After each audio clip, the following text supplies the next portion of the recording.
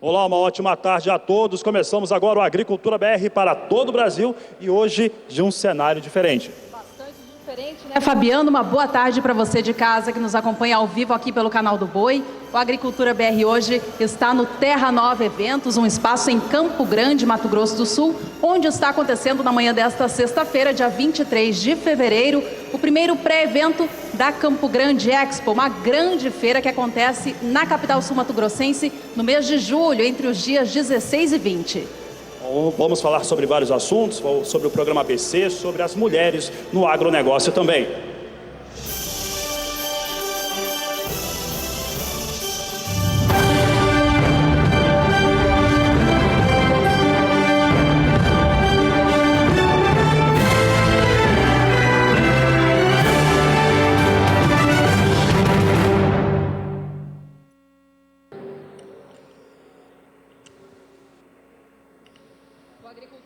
Então, começa a partir de agora a transmitir ao vivo um debate com os 3 palestrantes que falaram na manhã desta sexta-feira por aqui. Vou apresentar eles a vocês de casa. Estão aqui conosco o Elvison Nunes Ramos, ele que é fiscal federal agropecuário do Ministério da Agricultura, Pecuária e Abastecimento. Tereza Vendramini, pecuarista e diretora executiva da Sociedade Rural Brasileira, e também ao meu lado Edmilson Alves, ele que é diretor de implementação de programas e de gestão de fundos da Sudeco. Obrigada por estarem aqui com a gente hoje. Bom, vamos começar a fazer uma pergunta para todo mundo. Eu quero aproveitar para cumprimentar o público que está aqui no ambiente do Terra Nova Eventos. Eu vou fazer uma pergunta geral para os 3 convidados aqui a respeito do agronegócio brasileiro, setor agro, em relação a como ele pode avançar, uma visão de futuro. Gostaria então de começar a resposta pelo Edmilson, né, a gente vai respondendo aqui, para que cada um tenha uma participação. Qual que é o futuro do agro? É isso nessa visão que nós temos dessas instituições que estão sendo representadas aqui hoje. Boa tarde. Boa tarde a todos. O agro hoje, sem dúvida nenhuma, movimenta a economia do Brasil. Se não fosse o agro hoje, talvez nós estaríamos passando por uma crise muito maior que estamos passando no momento. Entendo que estamos saindo dessa crise e nós da Sudeco, nós temos algumas ferramentas na Sudeco que podemos contribuir muito para o agro nacional, principalmente na região centro-oeste. Nós somos um dos administradores do Fundo Constitucional do Centro-Oeste e do Fundo de Desenvolvimento do Centro-Oeste. Com as taxas, as melhores taxas do mercado, com o maior prazo de amortização e a carência, que é enorme. Nós temos 30%, as mulheres são frente do agronegócio, mas tem muito. Nós temos amortização que vai de 20 anos, com prazo de carência de 10 anos, então uma linha muito ampla para o pagamento. A nossa taxa de juros é a melhor do mercado. Hoje trabalhamos com a taxa de juros, com a menor taxa de juros maior na área empresarial de 8,5%, já com os 15% de bônus de adimplência. Nos próximos meses, essa taxa, eu não tenho dúvida que essas taxas vão cair drasticamente. Nós vamos trabalhar aí com a taxa, talvez, com a maior em torno de 6% e a menor 4%. No rural, no segundo semestre, eu não tenho dúvida que a taxa talvez seria até um pouco menor do que essa. Talvez trabalharíamos aí com a taxa de 5%, a máxima de 5% ao ano.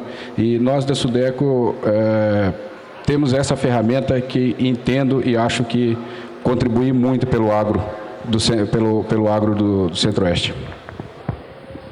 Por favor. Bom dia aí. Tá funcionando? Tá. Bom dia, muito bom estar aqui com vocês, falar aqui no Mato Grosso do Sul, bom demais. Olha, eu gostei muito do meu colega aqui falando desse agro, né? E gostei principalmente da pergunta, né? O agro do futuro. Você sabe que eu tenho agora, acho que 3 eventos que eu vou participar, que a pergunta é essa, o agro do futuro. Eu acho que está todo mundo, nós estamos querendo discutir isso aí realmente.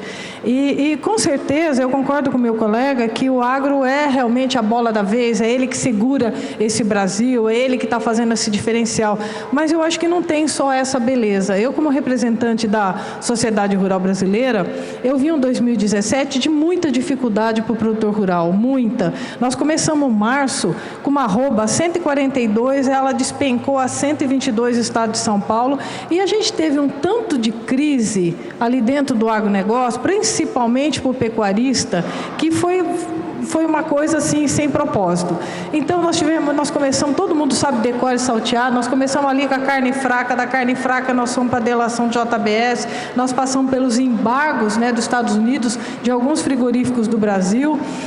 Nós chegamos no final do ano muito bem. Esse futuro que eu vejo e eu desejo, sem bola de cristal, que a gente não tem uma bola de cristal no Brasil, é que a gente tenha um ano, nós estamos num ano de eleição, certo? Como é que vai ser esse ano? Como é que vai se comportar? Eu espero que o agronegócio ele não pague tanta conta como o produtor rural pagou o ano passado e que seja um ano mais tranquilo politicamente.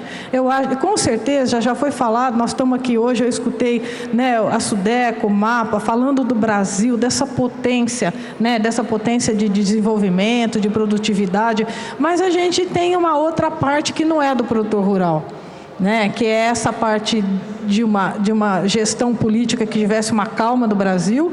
E aqui hoje foi falado de uma coisa que é muito importante, que é o escoamento da produção, que é essa logística, né? Que o produtor rural, ele faz o especial dele até ali, depois dali a gente não dá. Então, esse futuro, gente, se o produtor rural ele tiver um pouquinho de ajuda, que é o que foi falado aqui hoje, que eu acho que a grande mensagem foi, até ela veio ali das perguntas, eu acho que a pergunta geral é essa daí.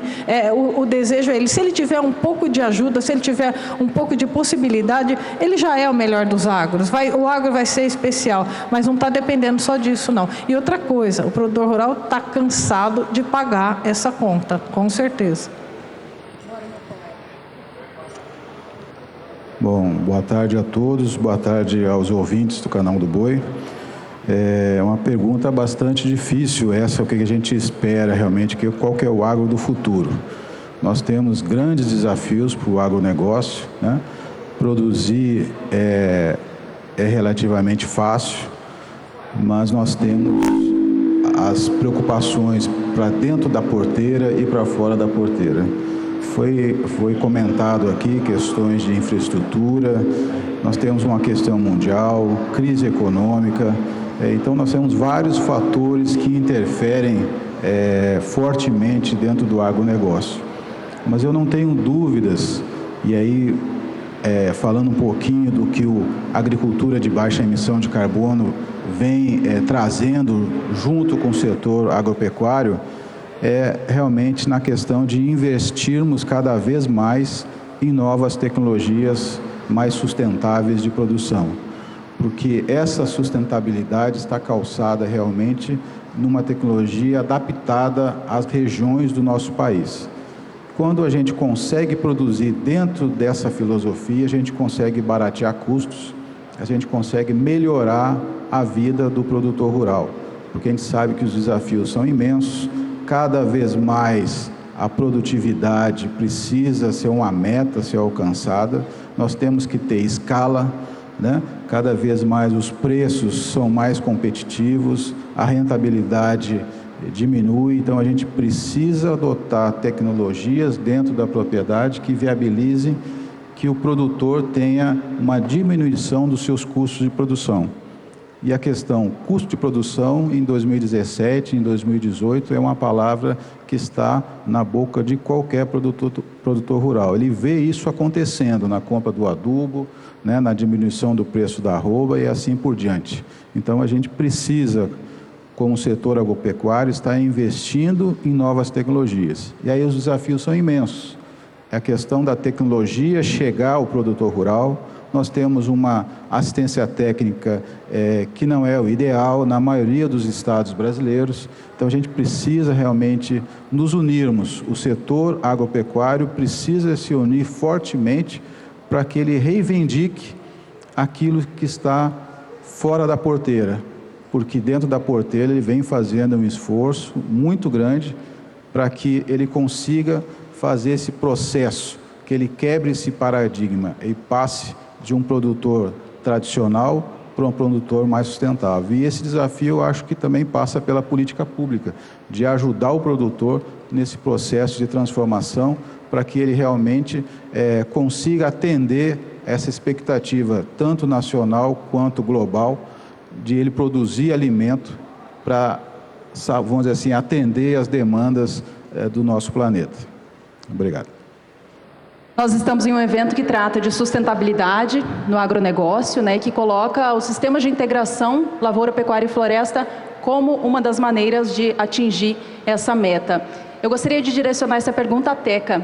Teca, a pecuarista, o pecuarista ou a agricultora, o agricultor, ainda tem receio de implantar sistemas de integração na sua propriedade rural? Obrigada da pergunta. Eu adoro responder assim, qual parte do Brasil? Né? Porque o Brasil é tão... Né? Eu gosto muito de falar disso. São tantos Brasis aqui dentro, são tantos produtores rurais. Ele já tem produtor rural altamente que ele já tem uma tecnologia muito grande. Para ele chegar na integração lavoura, pecuária, floresta tá fácil, porque ele já tem um caminho muito, né, que ele já veio antes, ele já aduba um pasto, ele já rotaciona o seu pasto, ele tem uma preocupação muito grande com a sanidade animal. Então é um caminho natural.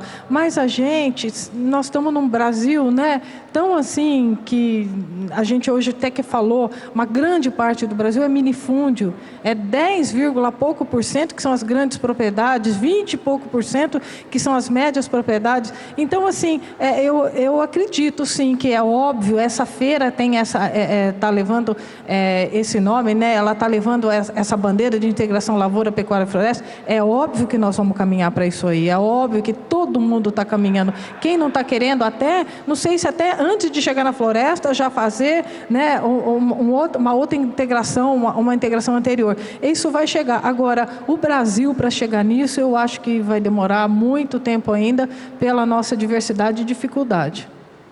Vou fazer uma pergunta para o Edmilson agora, mas antes de perguntar, vou convidar o pessoal que está aqui conosco, aqui na Campo Grande Expo, para participar também, pode fazer pergunta.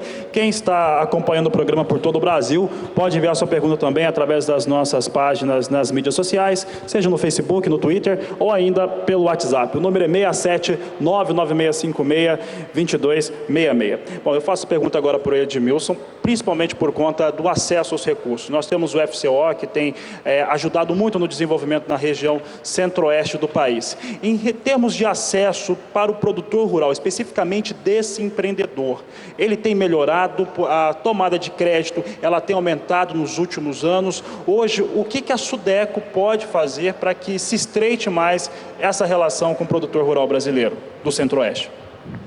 Boa pergunta. A SUDECO está fazendo. A SUDECO está fazendo, a SUDECO está divulgando amplamente esses fundos constitucionais.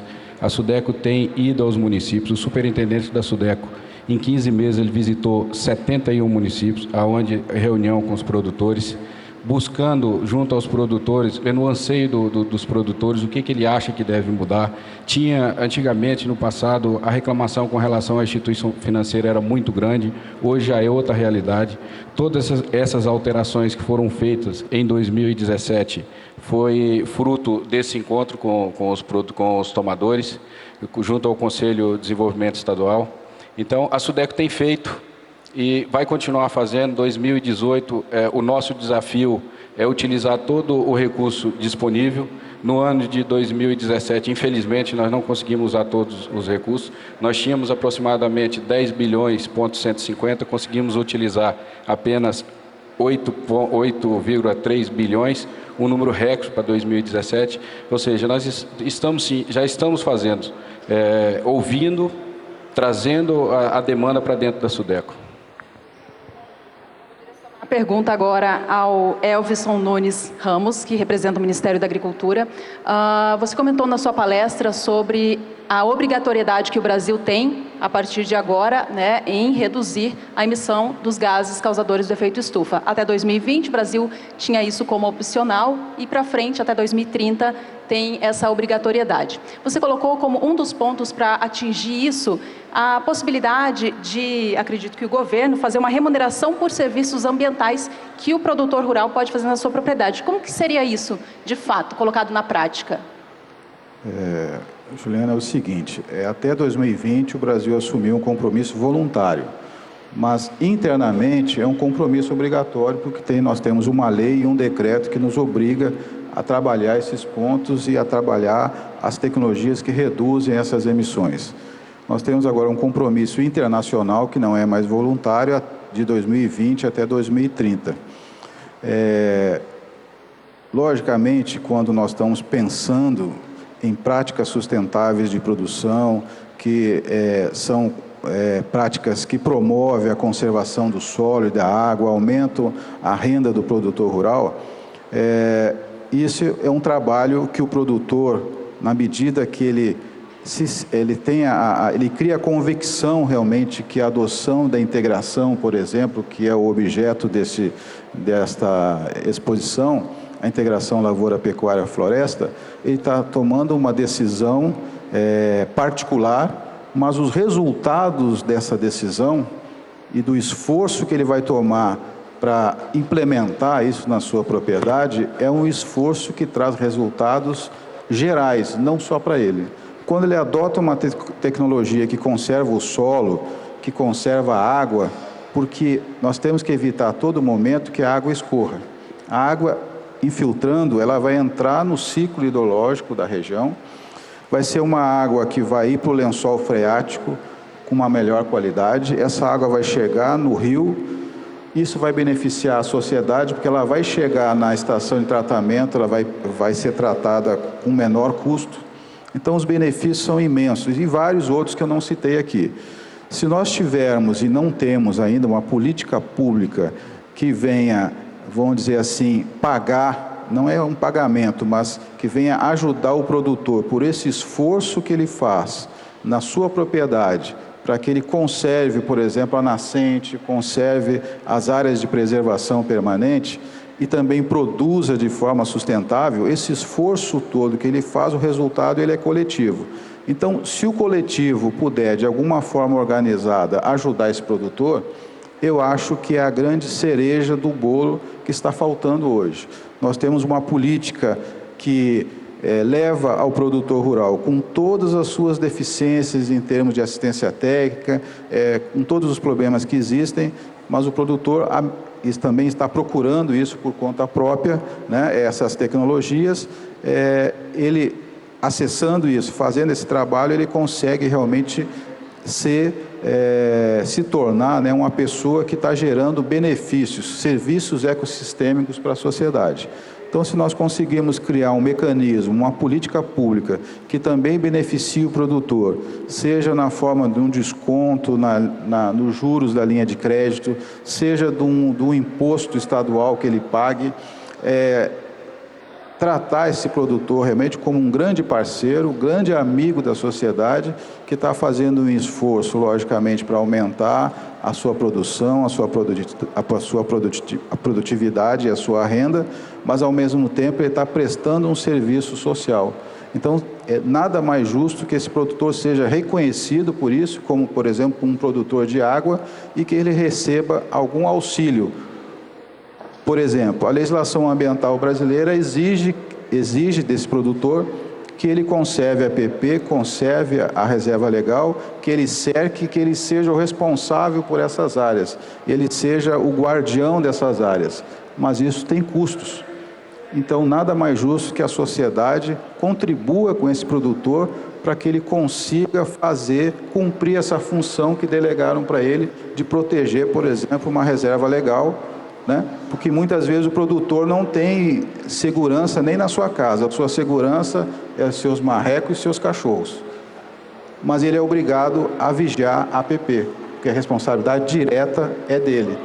Então a gente precisa, de alguma forma, auxiliar o produtor para que ele cumpra essa função social que foi delegada ao nosso setor agropecuário e especificamente ao produtor rural.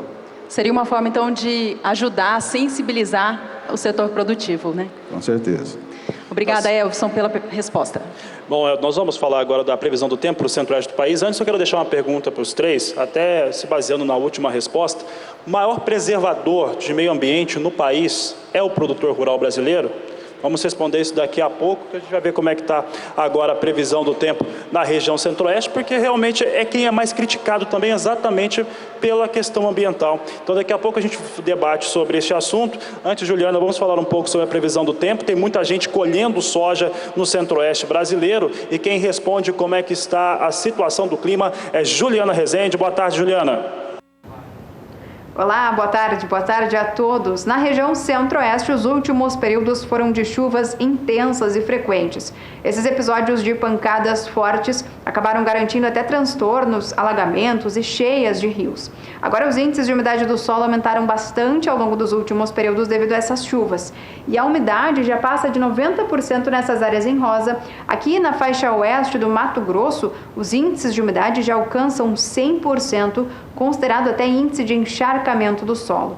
Nos próximos 5 dias não é diferente, então segue tendo previsão de pancadas fortes na região. Uma área de baixa pressão ainda atua sobre a região centro-oeste e traz chuvas fortes para o Mato Grosso, Goiás e o norte do Mato Grosso do Sul. É o estado goiano que recebe as pancadas mais fortes e devem ficar concentradas do centro até o norte do estado de Goiás. Nas áreas mais ao sul do Mato Grosso do Sul, tempo firme por conta da influência de uma massa de ar mais seco que avança sobre o sul do Brasil.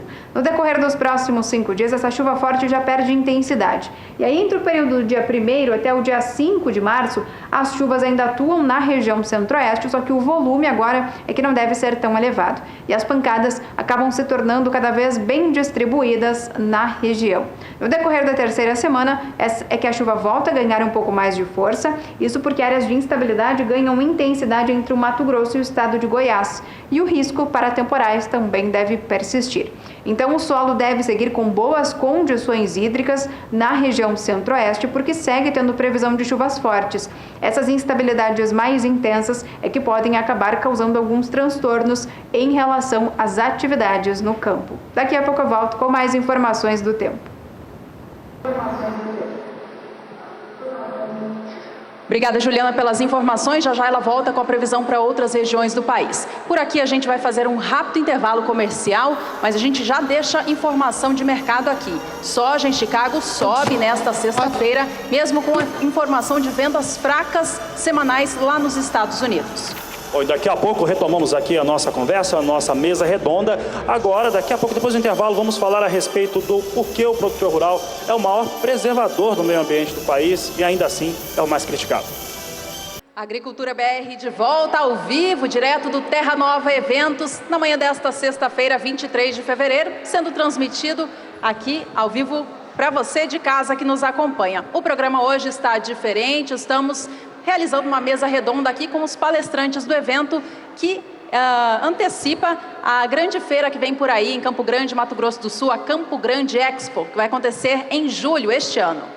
Bom, e nós deixamos antes do intervalo uma pergunta aqui para os nossos participantes e para todos que estão aqui conosco, quem está em casa também. Vou pedir para a nossa equipe colocar na tela o número do WhatsApp, estamos aqui observando quem está fazendo as perguntas. Bom, questão do produtor rural, ser o maior preservador, ser o mais criticado e, de certo modo, quem paga a conta é o produtor rural. Eu vou perguntar para a Teca primeiro, porque ela é aqui a produtor rural, representa aqui a categoria.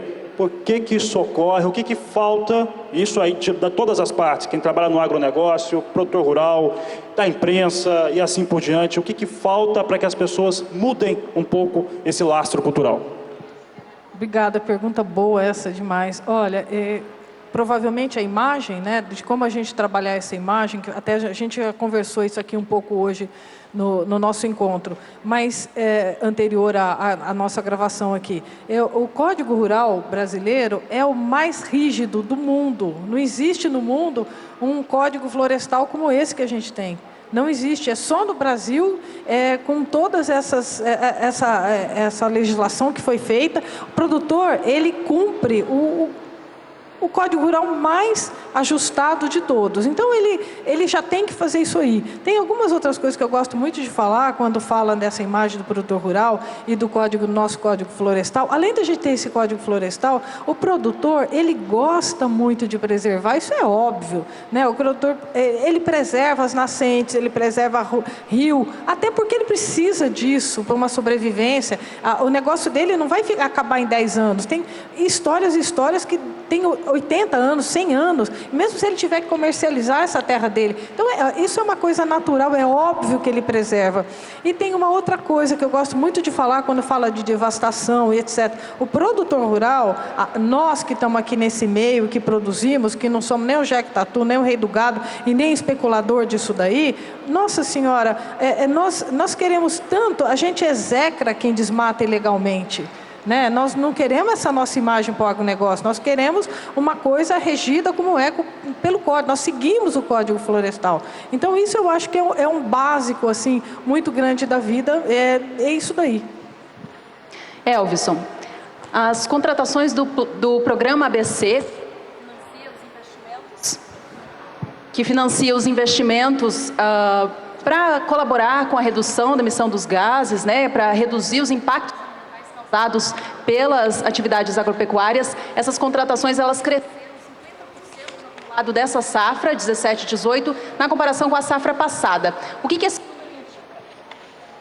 é uma pergunta muito boa. A gente vem observando que a tomada do crédito de 2014 para cá, realmente ela vem decrescendo ao longo dos anos, né? Nós tivemos aí alguns fatores que contribuíram para isso, né? Tivemos uma crise econômica, estamos ainda, né, terminando, espero, essa crise. Tivemos uma crise política, tivemos uma crise internacional. Logicamente que tudo isso interfere na vida do produtor rural, porque ele está inserido nesse contexto, né? Então, a tomada de crédito veio diminuindo ao longo dos anos. E até fomos motivo de críticas, né? O programa ABC, a linha de crédito do Ministério da Agricultura, não está utilizando na sua totalidade os recursos. Mas o mais importante não é utilizar a totalidade dos recursos ou ter somente uma avaliação da adoção de uma tecnologia que hoje vamos dizer assim, uma tecnologia de ponta com potencial imenso de reduzir as emissões, de conservar os recursos naturais, não se pode medir simplesmente pela tomada de crédito. Nós temos alguns dados no Ministério da Agricultura que nos sugerem que muito desse processo, né, está sendo realizado aleatoriamente a linha de crédito. Porque tem produtores, e eu tenho um projeto que chama ABC Cerrado, que nós estamos observando que 80% do investimento feito na sua propriedade para fazer essa transformação do menos sustentável para o mais sustentável está sendo bancado diretamente pelo produtor rural. Dados recentes da Embrapa e sobre integração lavoura-pecuária-floresta nos revelam isso. Ou seja, hoje nós temos quase 7 milhões de hectares com integração lavoura-pecuária-floresta no Brasil, e grande parte desse valor foi feito com recursos aleatórios ao crédito. Por exemplo, nós temos registro no Ministério da Agricultura que nós temos hoje no Brasil de integração lavoura-pecuária-floresta feito com crédito em torno de 500 mil hectares. Mas o levantamento da Embrapa nos indica que nós temos muito mais do que isso, ou seja, o produtor está fazendo acontecer aleatoriamente ao crédito. Só que o crédito é uma ferramenta super importante para aqueles produtores que não têm esse recurso e que querem fazer essa transformação. E aí nós temos toda uma situação financeira, política que interfere, mas principalmente a questão dos juros. Quando nós temos um juros mais baixo, a tomada do crédito fica mais atrativa realmente para o produtor rural, né? Ele enxerga uma possibilidade com que ele vai, vamos dizer assim, retirar desse processo produtivo para que ele consiga pagar o banco. Então, nós tivemos no último plano safra, que é 17 e 18, nós tivemos uma redução da taxa de juros. E alguns sinais da melhoria da economia já foram suficientes para nós termos um crescimento, que é esse número que você colocou, crescimento de uma adesão novamente mais forte ao crédito rural. Então, a gente tem certeza que os juros, a situação econômica do país e alguns outros fatores influenciam o produtor nessa tomada do crédito. Mas o crédito em si não é o único instrumento. A gente tem que pensar sempre numa política que esteja a todo momento estimulando e sensibilizando o produtor, que é esse o caminho que ele precisa tomar para que ele faça essa mudança, ele consiga uma produção com custos mais baixos, porque isso representa dinheiro no bolso do produtor rural. Vamos continuar falando, então, de certo modo, de taxa de juros. Agora, com a participação do telespectador, eu lembro sempre que quem está presente aqui no Terra Nova pode fazer pergunta, nós vamos trazer a sua pergunta aqui. Quem está participando, mandando pergunta aqui para o Edmilson Alves, pergunta para a Sudeco, assim que ele colocou, com a baixa da taxa Selic. A taxa Selic, ela teve uma queda, tem uma inclinação de queda ainda. Para quanto vai cair os juros do FCO? Em qual data se pode esperar? Pergunta do Newton, da Associação de Criadores de Suínos e Aves. Bom dia, Nilton. Essas taxas, realmente, houve a queda da Selic. Essas taxas, no próximo segundo semestre, essas taxas vão ser reduzidas drasticamente, como havia dito aqui. No segundo semestre, nós estaremos trabalhando aí, talvez, com a taxa no máximo de 6% e no mínimo de 4%. Na área industrial, na área empresarial, já houve essa queda de taxa de juros. Hoje já trabalhamos a partir da segunda quinzena agora de março, que o banco já está ajustando o programa dele para rodar o FCO na área empresarial. Essas taxas de juros já estão nesse patamar que eu acabei de dizer, e segundo semestre de 2018 a taxa vai cair drasticamente. Bom, eu vou continuar aqui só um instantinho, Ju, porque o pessoal está participando. Nós temos aqui o Fernando Luiz, que ele não colocou a cidade nem o estado de onde está falando, o pessoal que está nos acompanhando por todo o país, por favor, manda a mensagem e coloca o estado e a cidade. Mas o Fernando Luiz aqui, ele insiste aqui na pergunta em relação ao produtor rural, faz uma crítica também em relação à culpa que colocam sobre o produtor. Ele diz o seguinte: a questão do indígena é um problema do produtor. O produtor rural acaba pagando o pato de certo modo. E também essa questão do desmatamento. Como é que pode ter aqui uma alteração desse cenário? Pergunta para a Teca, que é a produtora rural. Se todo mundo puder opinar sobre essa pergunta, seria interessante. Mágica, né? Porque é um problema muito grande isso aí. Eu volto a falar de novo, o produtor rural, ele não desmata.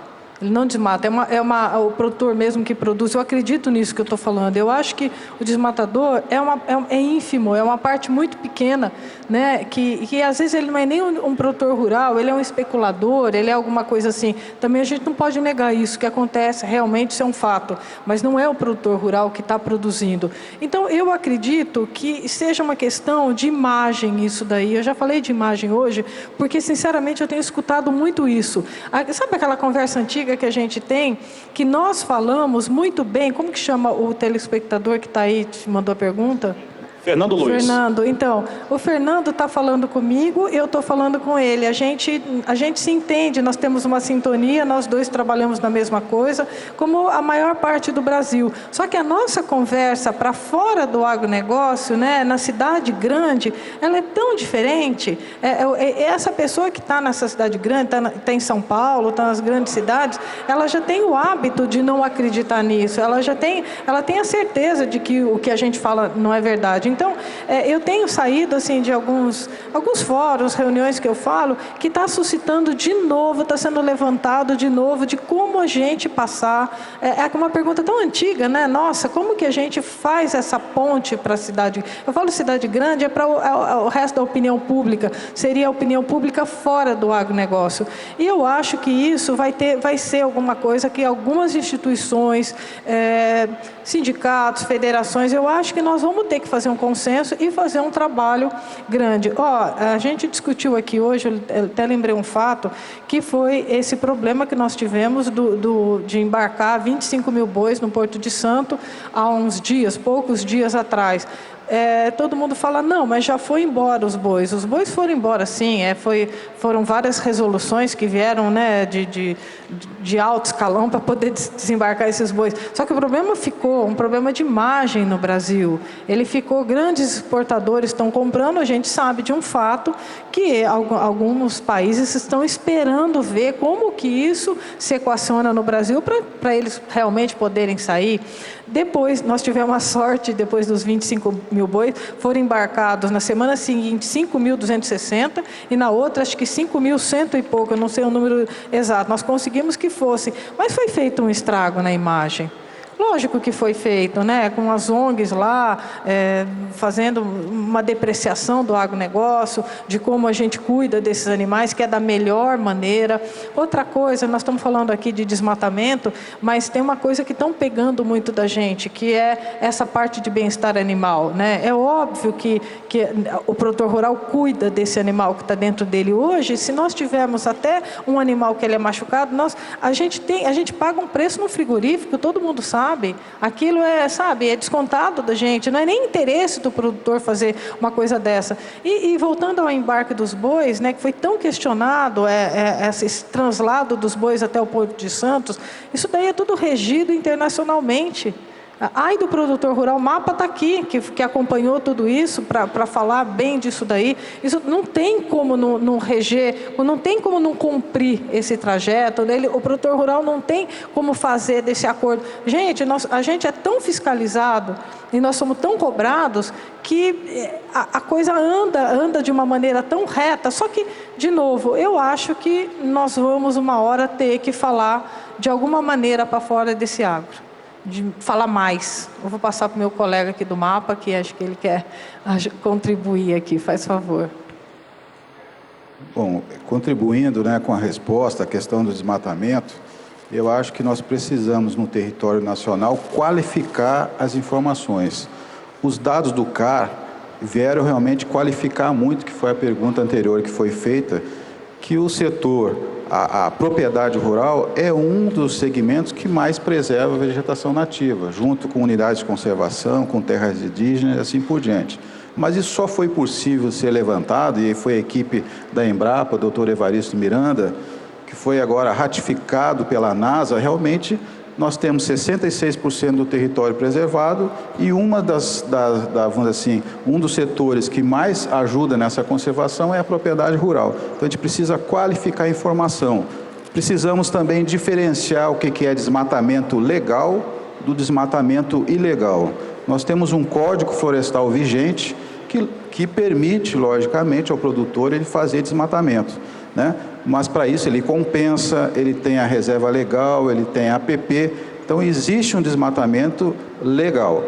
Então o INPE, que é uma instituição que faz esse levantamento, precisa necessariamente começar a distinguir, porque a qualidade da informação é que vai fazer com que o setor melhore, vamos dizer assim, essa visão, porque existe um apelo poético de ver uma árvore caindo, tem um apelo poético muito forte.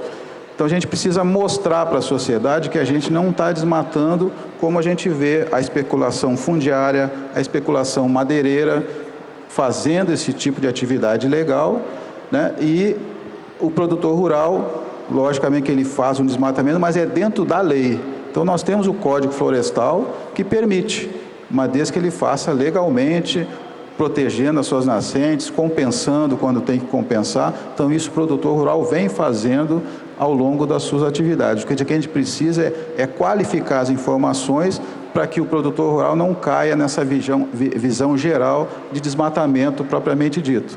Não, existe o desmatamento legal, e aí eu estou cumprindo todos os pré-requisitos que a legislação ambiental preconiza para que eu consiga exercer a minha atividade, para que eu consiga ter meu pasto, a minha área de lavoura, e também está cumprindo com esse papel de preservador, grande preservador da vegetação nativa nacional.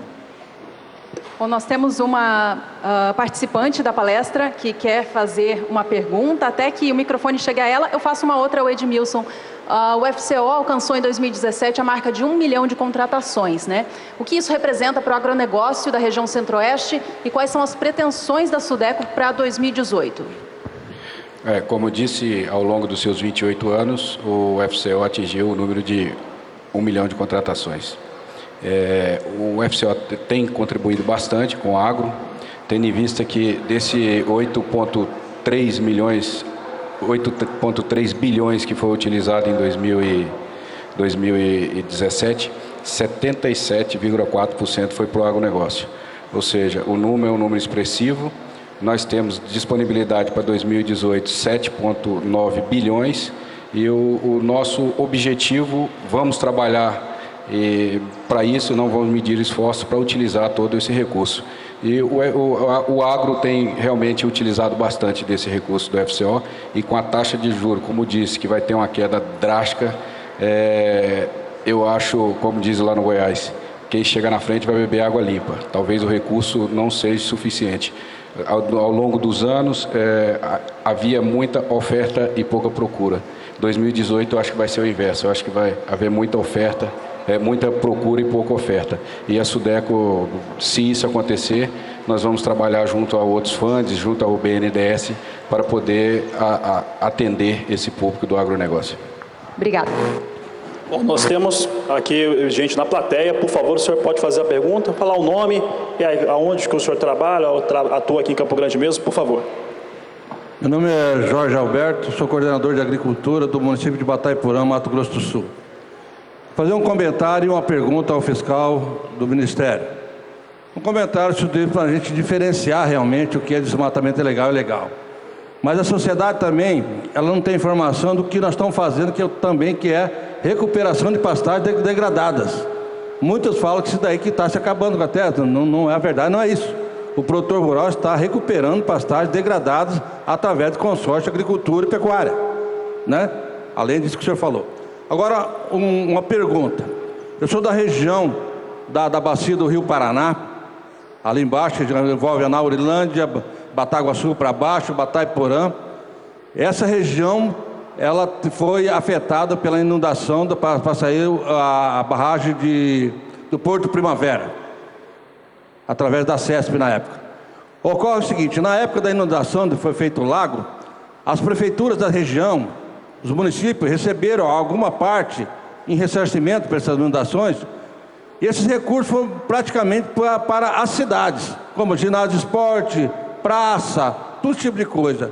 Nada de nenhum movimento para o setor agropecuário, para nível de campo. O que ocorre? Nessa região não se tem nenhum trabalho de conservação do solo e reposição de matas ciliares. Isso seria também de interesse da própria empresa que está com a usina. E nós estamos sabendo que esta usina, ou se acontece ou não acontece, está em negociação.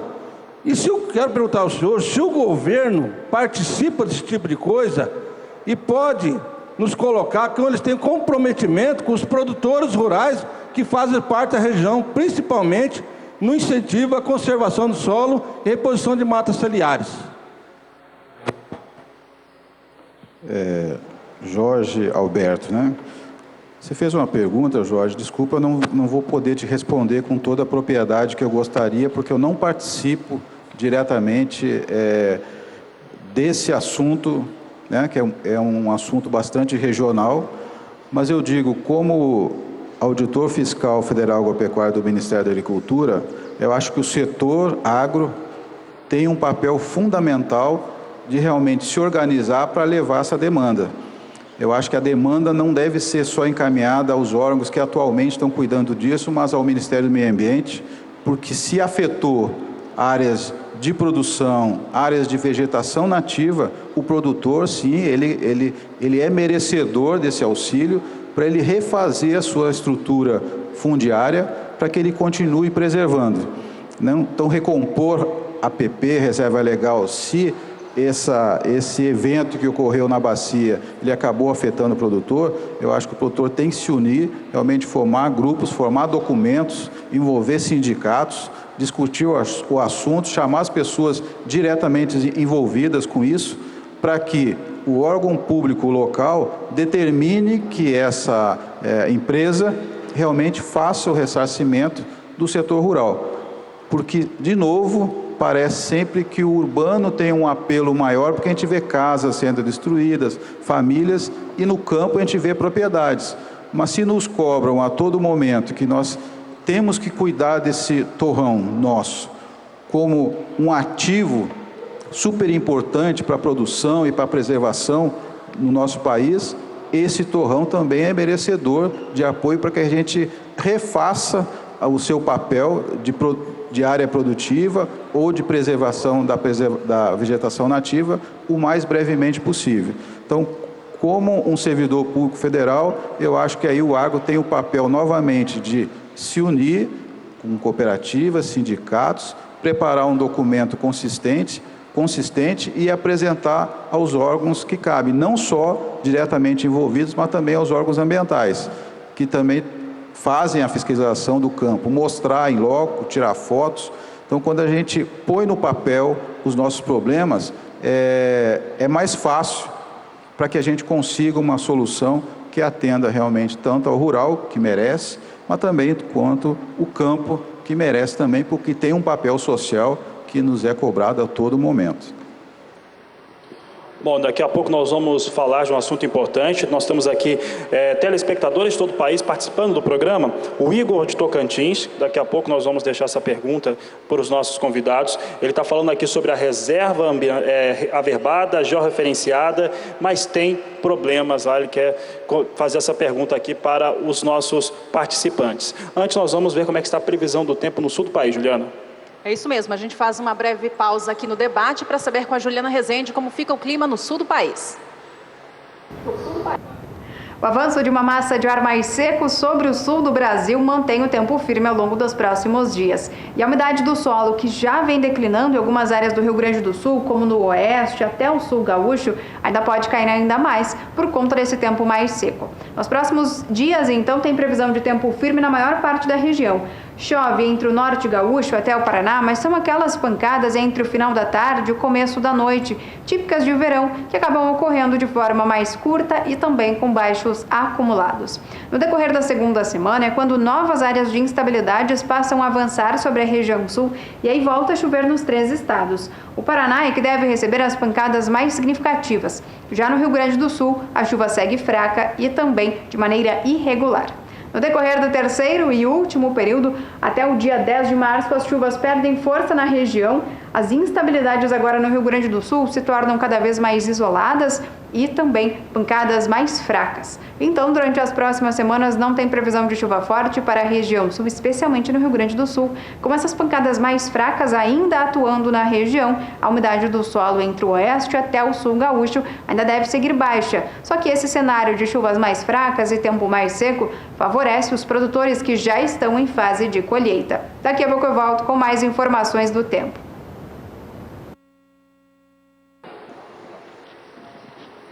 Tá certo, Juliana Rezende, obrigado pela participação. Bom, nós vamos para o intervalo comercial agora, mas antes eu quero agradecer a participação do público que está aqui no Terra Nova Eventos e também que nos acompanha em todo o país, pessoal de Santa Helena de Goiás, um grande abraço a você, pessoal que também está nos acompanhando no estado de São Paulo, no interior de São Paulo, em Campinas, obrigado pela participação.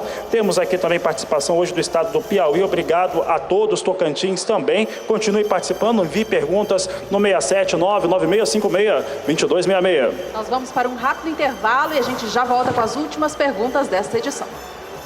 Agricultura BR de volta ao vivo para todo o Brasil, hoje de um lugar diferente, Terra Nova Eventos, onde acontece o pré-evento que antecede a Campo Grande Expo, feira voltada à sustentabilidade no agronegócio, que acontece na capital sul-mato-grossense entre os dias 16 e 20 de julho deste ano. Estamos aqui com palestrantes, tirando dúvidas do pessoal de casa e também de participantes da plateia. A gente tem a pergunta agora da dona Luciana, por gentileza, pode direcionar a ela.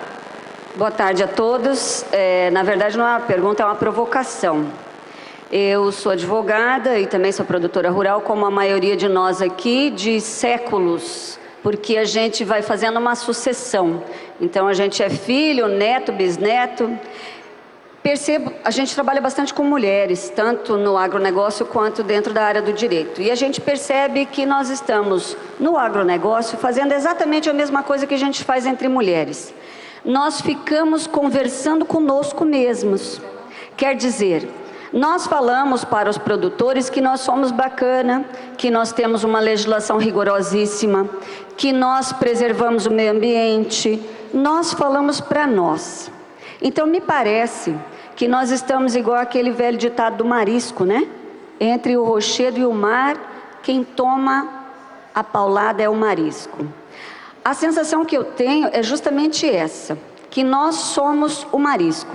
Nós preservamos o meio ambiente, nós somos obrigados a fazer o cuidado da carne, como a Teresa disse aqui agora há pouco. Quer dizer, se a gente matar o boi e a facada da garganta do boi der um pouquinho de machucadinho, eles já tiram um tanto desse tamanho, nós já perdemos um monte. Enfim, a gente sabe dos nossos problemas. Agora, e a solução para isso? E essa questão de falar para o povo que não é do agronegócio, que não vive a nossa história com o índio, a nossa história com as vaquejadas, a nossa história com tantas e tantas coisas nesse Brasil imenso e maravilhoso, com tanta diversidade. Então, o que a gente percebe é assim, a gente tem muito. Nós somos realmente o celeiro do mundo. Nós estamos mantendo o PIB da nação pelo agronegócio. Tudo isso é uma realidade. Agora, nós, enquanto instituições, enquanto produtor rural, nós precisamos levar isso para que o resto do Brasil saiba. Quem está fora desse meio. Isso é uma coisa que eu acho que já está sendo pensada, discutida, tá? Mas a gente precisa sair do campo empírico para levar a ação, para acontecer. E nós temos que provocar o governo, porque o governo só sabe tirar de nós. Desde a Bíblia, é o coletor de impostos. Então, é laço de todo lado, companheirada, não tem jeito. Nós precisamos sair disso. E a única saída para isso é a união. É a questão das mulheres. Se a gente não se juntar, segundo os dados que eu sei, hoje o Brasil tem em torno de 43% do trabalhador rural é mulher e 13% das empresárias do agronegócio somos mulheres, certo? Mas nós temos no Brasil, que é maioria feminina, nós temos 10% de representatividade na política. Sem representatividade, nós não vamos a lugar nenhum. Então, nós precisamos ter mais gente nos representando, gente comprometida, não gente usando os nossos órgãos como patamar político. O que a gente vê hoje. A gente vê hoje, dentro de vários órgãos que deveriam nos representar, pessoas aproveitando para se lançarem candidatos a isso ou aquilo e totalmente descomprometidos com o nosso produtor rural, o pequeno, o médio e o grande. Então, eu gostaria de fazer uma provocação. Nós, mulheres, o que nós vamos fazer? Nós não somos tão poucas assim. E hoje estão chamando a gente, Teca, para falar nos lugares, porque não tem mais jeito. Nós somos herdeiras de patrimônio, ou pela morte de alguém, né? Pai, marido, etc. E outras, com a graça de Deus, por opção. Então, o nosso futuro é ótimo. Nós temos tudo para dar certo, mas eu queria deixar aqui para você complementar. O que é que nós mulheres e nós mulheres do agro vamos fazer? Obrigada. Opa. Olha, acho que são duas coisas. Acho que a pergunta, né, final é o que nós vamos fazer. Eu acho que nós estamos fazendo tanto já. Os dados, né, que a gente conversou aqui hoje, eu tenho muita coisa que eu não sei decor, mas nossa, nós já subimos de 10%, a nossa participação era 10% em 2017, nós estamos em 30%, né, em 2013, agora nós estamos em 30% em 2017. Eu acho que você está aí me fazendo essa provocação, eu respondendo para você, eu acho que já há um tempo atrás já não existia isso, né? A gente andou muito. Outra coisa que ontem nós tivemos aqui um encontro no Mato Grosso do Sul, né, das mulheres, lideranças, tal. Eu já falei hoje também das líderes, né, dos sindicatos que estão aqui comigo hoje, das mulheres que estão trabalhando no sindicato, são presidentes de sindicatos. Não existia isso antigamente. Se existia, era uma coisa assim, não era assim, nossa, era uma coisa rara. Existia, mas era muito pouco. Então, eu tenho certeza absoluta, como nós já discutimos, eu adorei sua provocação, que nós estamos fazendo muita coisa já está acontecendo, senão a gente não estaria tendo essa oportunidade até ao vivo, no ar, de nos expressarmos. Obrigado, né, a emissora que está nos recebendo. A gente está fazendo sim. Agora, eu acho que tem uma outra coisa que você disse, você falou bastante com propriedade do produtor rural, né, de como mudar essa imagem, como eu vejo assim que é uma coisa que nós, há 100 anos, 90 anos, né, a gente está produzindo e nós sabemos de nós, mas também tem uns 100 anos do lado de lá que é cultural, que a gente não, sabe, a pessoa que está fora do agro, ela também faz 100 anos que ela acredita que a gente não é bacana, que a gente não está produzindo certo, e que a gente, então eu acho que é uma coisa tão cultural, eu tenho pensado nisso, sabe, de um lado e do outro. Agora, a grande pergunta é que eu faço para todo mundo, e que eu tenho me feito, eu jogo de novo essa pergunta, como nós vamos mudar isso? Nós já estamos discutindo, né, algumas alternativas, eu acho que nós já começamos, eu acho que tudo já mudou um pouco quando a gente já começa a falar, opa, isso aqui não está bacana, isso não está bacana. Várias instituições já estão com esse discurso na boca, já estão com esse projeto na boca. Mas eu jogo para todo mundo, eu jogo para o Mato Grosso do Sul, eu jogo isso de volta para o Brasil, como todo mundo junto, ou regionalmente nós vamos mudar isso daí. Eu também não sei essa resposta, quero saber. Obrigada. Obrigada a pergunta, muito boa. Tá certo, seguimos aqui com perguntas, os telespectadores e também o pessoal que está aqui no ambiente. Se nós já tivermos posicionado, nós temos mais um participante. Por favor, Francisco. Senhor Francisco, por favor, pode fazer a sua pergunta. Obrigado. Bom, meu nome é Francisco.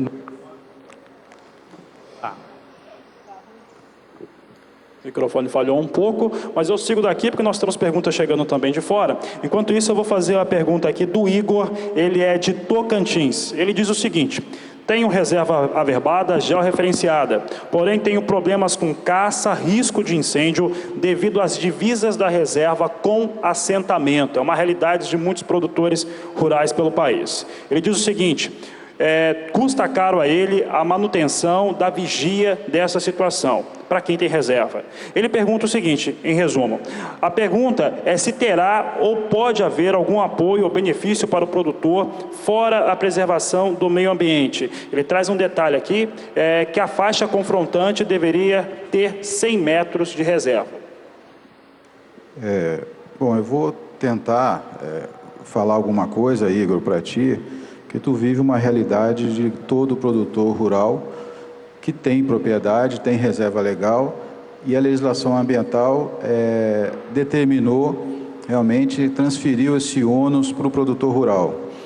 E não temos ainda nenhuma legislação vigente que apoie o produtor rural nessa difícil tarefa de preservar, de vigiar e de controlar essas áreas de preservação, porque às vezes o produtor rural não tem nem isso na sua própria casa, não tem nenhum tipo de segurança a não ser o seu cachorro, o seu marreco, alguma outra coisa nesse sentido. Mas eu digo para ti o seguinte, que está em andamento, né, está se estruturando uma legislação, seja o nome de pagamento por serviços ambientais ou por pagamento por serviços ecossistêmicos, que existe a ideia de termos uma legislação que enxerga esse lado, enxerga esse esforço do produtor rural, porque a legislação inverteu o ônus da prova, né? Ela conseguiu fazer esse papel, então o produtor realmente tem uma responsabilidade muito grande e apoio quase que nenhum para isso. Mas nós estamos trabalhando numa legislação, eu digo assim, existe um movimento brasileiro, eu acho que é o grande atrativo realmente que o produtor vai ter por preservar, até preservar além da sua reserva legal, ter uma reserva de mata acima do que ele está preconizado na lei e que ele receba por isso esse apoio, esse auxílio para cumprir essa nobre função que é realmente cuidar da vegetação nativa de cada região desse país. Não temos, mas eu acho que em breve teremos. Obrigada, Elkson. O seu Francisco já está a postos. Bom, meu nome é Francisco Marcondes, eu sou gestor ambiental e engenheiro agrônomo e produtor rural. Atuo também na Agência de Desenvolvimento Rural Extensão Rural, Agraério, Mato Grosso do Sul. E eu tive a oportunidade, essa pergunta ela vai para o doutor Edmilson, e quizás aí é uma ajuda do colega ali, Elvisson. Eu tive a oportunidade de participar como multiplicador do Plano da Agricultura de Baixo Carbono em Brasília, através do Senar Mato Grosso do Sul, há anos atrás. Então a gente sempre é consultado, e eu como técnico, como produtor rural também, e uma das situações que acontece é com relação a crédito, por isso que vai para o doutor Edmilson, e poucos sabem, mesmo sendo aqui divulgado, os produtores poucos sabem que existem essas linhas de crédito para a regularização da reserva legal e as áreas de preservação permanente.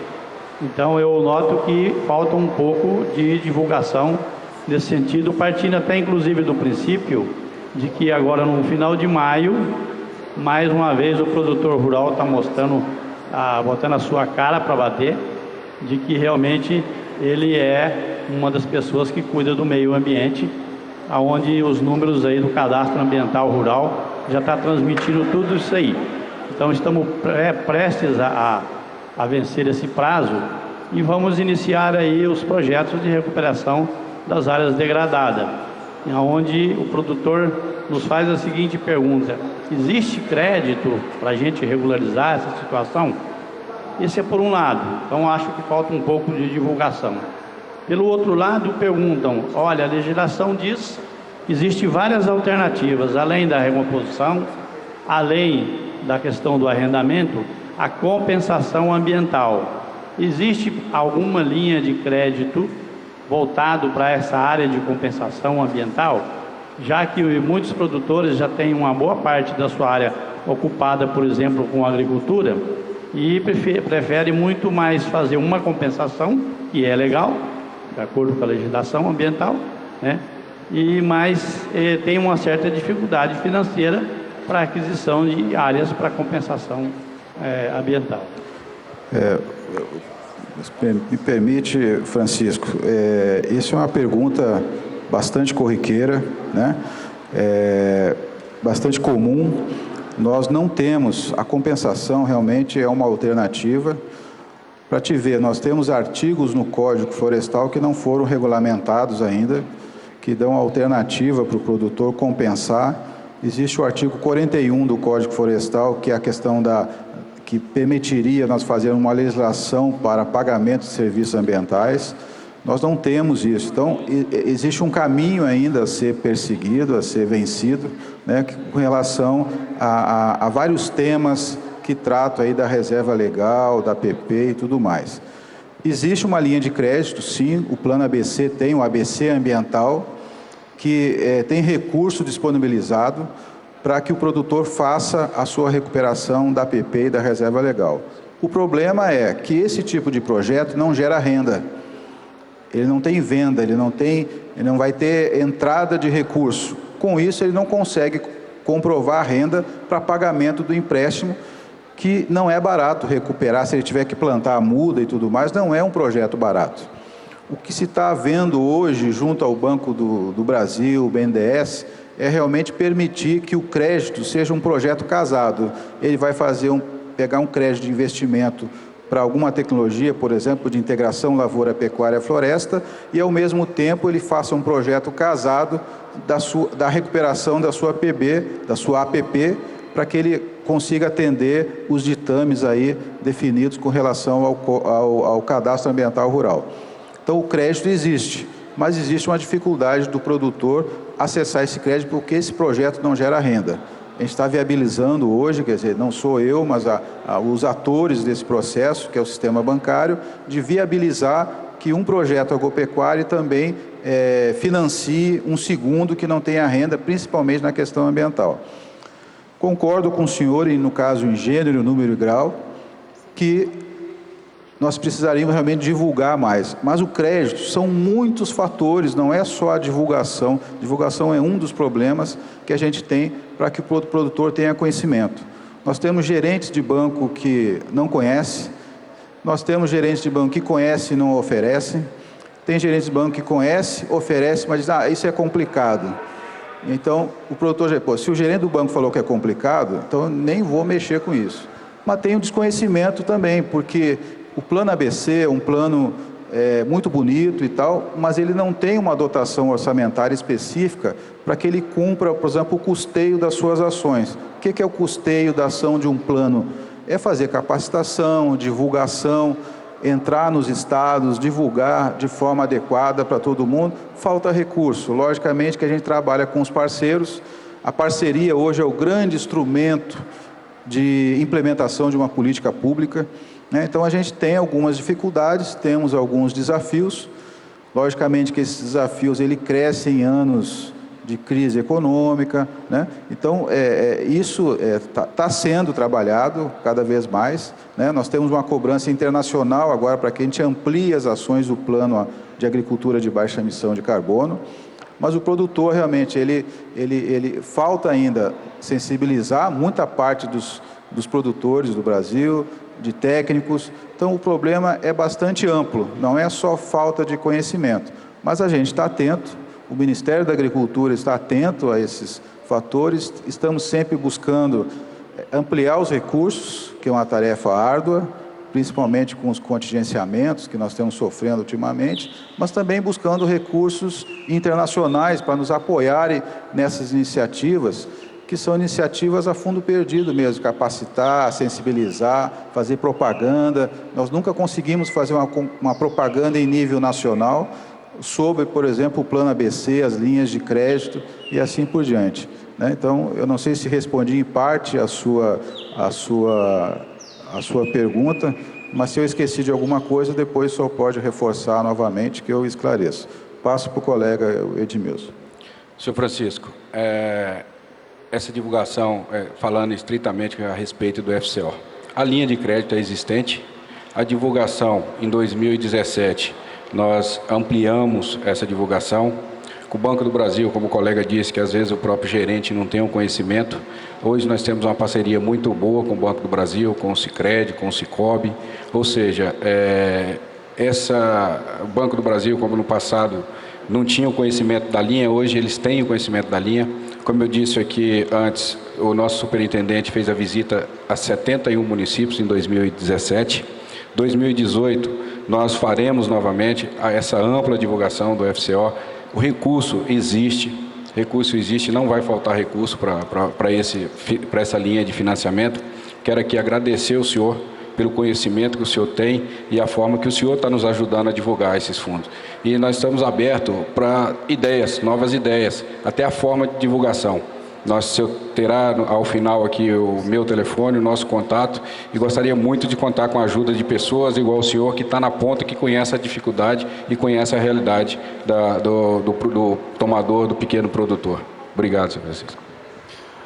E nós aqui vamos para o último intervalo do Agricultura BR. Daqui a pouco as considerações finais aqui pelo Canal do Boi. Voltamos já. Agricultura BR de volta ao vivo do Terra Nova Eventos, onde hoje acontece pré-evento da Campo Grande Expo. Estamos aqui com palestrantes debatendo vários assuntos ligados ao agro. E temos, para finalizar, mais uma pergunta da plateia, é a Ana Neri, do Sindicato Rural de Maracaju. Dona Ana, por favor. Bom dia, parabéns por este evento, é muito bom estarmos participando deste momento. Eu só queria complementar um questionamento também da TECA, o que fazermos para que possamos realmente mudar e estar falando com o público e não só com as pessoas do mesmo setor. Como nós já fomentamos um pouquinho ontem, né, Teca? Tenho certeza, como a mulher já crescemos essa representatividade, então essa importância que nós temos.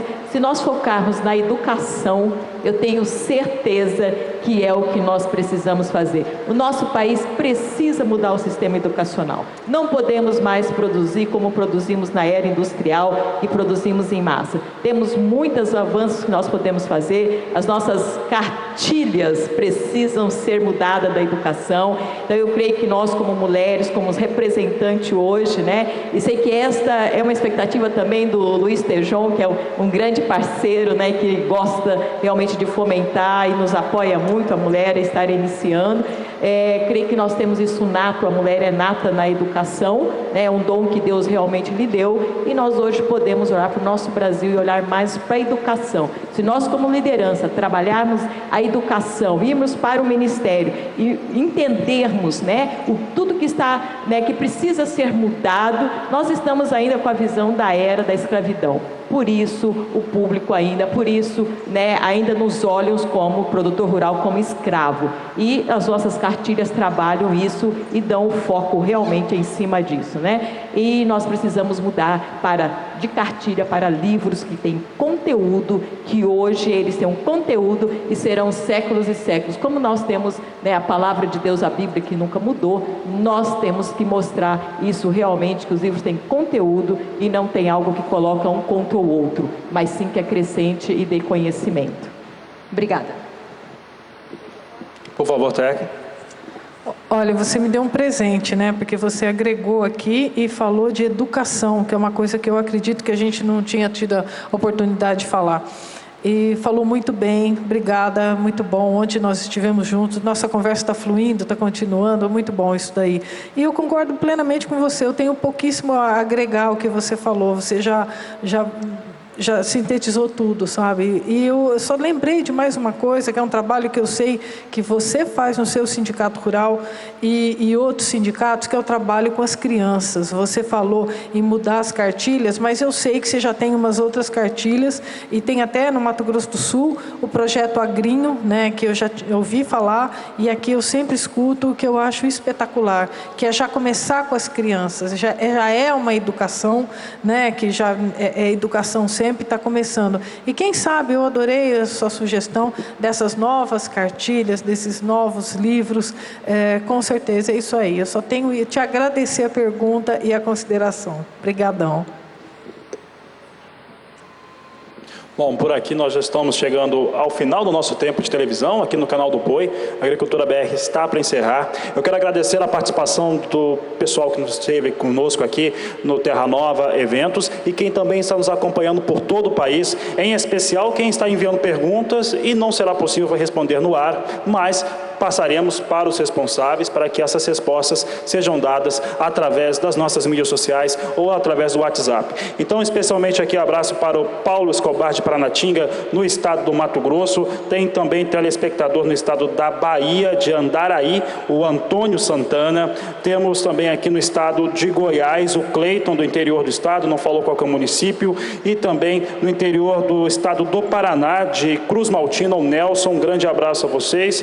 E também todos os outros que estão participando aqui conosco, confirmando que estão acompanhando o Agricultura BR. Muito obrigado.